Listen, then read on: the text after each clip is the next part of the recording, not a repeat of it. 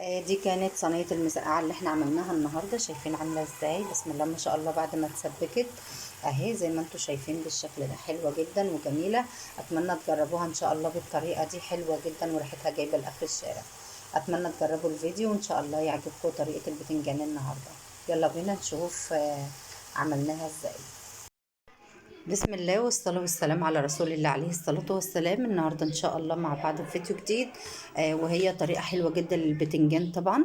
لو ما عندكيش أي حاجة في البيت وعايزة تعملي طبق حلو كده، عندنا طبعا لو عندك بتنجان قومي على طول اعمليه، بيبقى ريحته جميلة جدا وشكله حلو كده زي ما انتم شايفين. المسقعة المصرية على أصولها وبطريقة حلوة جدا وسهلة. أتمنى تجربوها إن شاء الله. طبعا هنعرف احنا عملناها ازاي بالشكل الجميل ده. بس بعد ما نصلي على النبي عليه الصلاة والسلام ونحط لايك للفيديو هنعرف احنا عملنا المسقعة الحلوة دي ازاي ان شاء الله. اهي شايفين جميلة جدا وريحتها وطعمها بالثوم بقى والفلفل الأخضر والحاجات دي. وده طبعا شطة حراقة للي حابب، واللي مش حابب يشيلها. أنا حطيتها كده بس علشان خاطر تخلي ريحة البتنجان حلوة كده وطالعة. بسم الله ما شاء الله، طبق جميل جدا. جربوه بطريقتي إن شاء الله وهيعجبكم. يلا بينا نسمي الله ونصلي ونسلم على رسولنا الكريم عليه الصلاة والسلام، ونشوف عملنا طبق البتنجان الجميل ده ازاي النهارده. المقادير بتاعتنا دلوقتي زي ما انتم شايفين كده. البتنجان انا جبته وقطعته كده صغير. لو حابين طبعا تقطعوه اكبر من كده تمام، بس انا بحب اقطعه كده صغير. وده طبعا انا حطيته كده في الزيت وحمرته زي ما انتم شايفين، طلع معانا بالشكل ده لحد ما نخلص بقى الكمية كلها. وهنشوف هنعمل فيه ايه. معانا فلفل، معانا صلصة طماطم، معانا توم مهروس. وزي ما انتم شايفين كده دي كل المقادير اللي بنحتاجوها للبتنجان بتاعنا النهارده. ده البتنجان بعد ما قطعناه زي ما انتم شايفين كده انا بحطه على النار لحد ما بيحمر كده بالطريقه دي زي ما انتم شايفين اهو.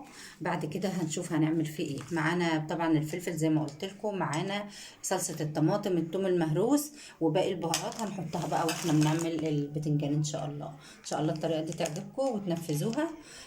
طريقه سهله جدا للبتنجان وحلوه وريحته كمان بتبقى حلوه جدا وبتفتح النفس على الاكل.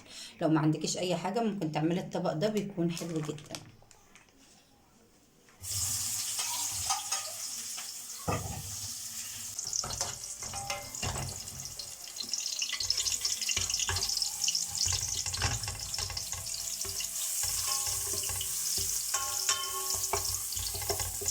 لحد ما ياخد معانا لون كده نسكره شويه يعني اهو. انا طبعا مش عايزه اكتر زيت علشان خاطر البتنجان قليله وزيت كتير، فمش عايزين يبقى زيوت كتير عندنا.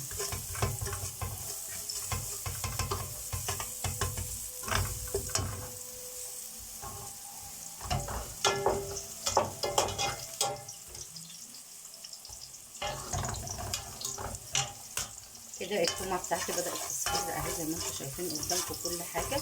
هبدا انزل بالفلفل.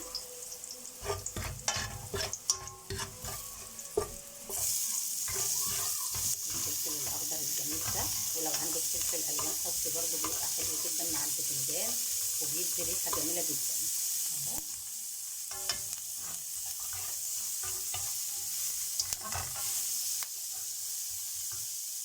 بدات ريحه الثوم كده مع البتنجان تطلع. هننزل بقى بالطماطم على طول.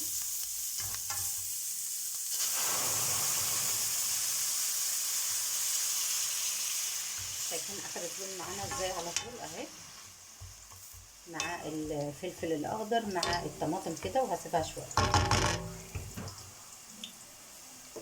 هنحط طبعا البهارات بتاعتنا، معلقه من الكزبره على الفلفل اهي، وكمان فلفل، رشه فلفل حلوه كده وشويه بهارات.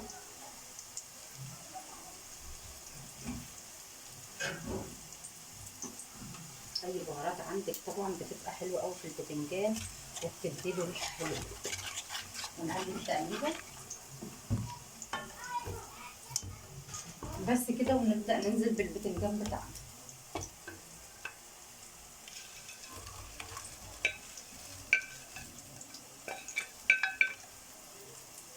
ونقلب اهو زي ما انتم شايفين بالشكل الحلو ده. كده خلاص البتنجان ما خدش معانا وقت خالص وما خدش مننا اي مجهود، وبيبقى طبق جميل جدا. انا هسيب بقى الطبق ده يتسبك كده اهو. حطيت خلاص البتنجان، شايفين الالوان حلوه ازاي. البتنجان بقى مع الفلفل مع الثوم، الريحه ما اقولكوش عامله ازاي. شويه كزبره ناشفه كده بتخلي الريحه والطعم حاجه تانيه. خلاص بقى انا مش هعمل اي حاجه غير ان هسيبها تتسبك، وبعد كده هوريها لكم شكلها هيبقى عامل ازاي.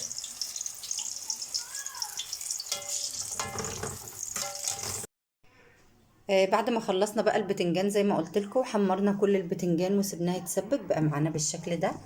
شايفين التسبيكه عامله ازاي اهو، بيكون معانا بالشكل ده. طبعا صينيه مسقعه حلوه جدا وريحتها جميله ما اقولكوش عامله ازاي. بسم الله ما شاء الله، طعم ولون وريحه.